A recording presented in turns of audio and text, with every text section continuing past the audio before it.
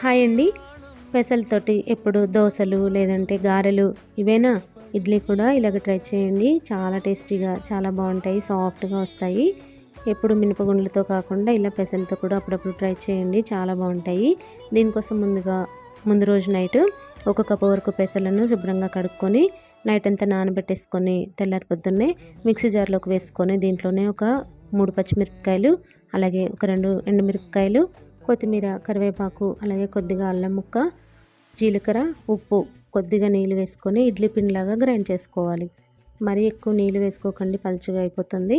ఇడ్లీ పిండిలాగా పట్టేసుకోవాలన్నమాట. తర్వాత ఇడ్లీ పాత్రలో కొన్ని నీళ్ళు పోసుకొని ఇడ్లీ రేకులకి కొద్దిగా నూనె అప్లై చేసుకొని ఈ పిండిని ఇడ్లీలాగా వేసేసుకొని ఒక 10 నిమిషాలు ఉడికించుకుంటే పెసలతో ఇడ్లీ అయితే రెడీ అయిపోతుందండి. వీటిని కారపొడితో కానీ చట్నీతో కానీ సర్వ్ చేసుకోవచ్చు.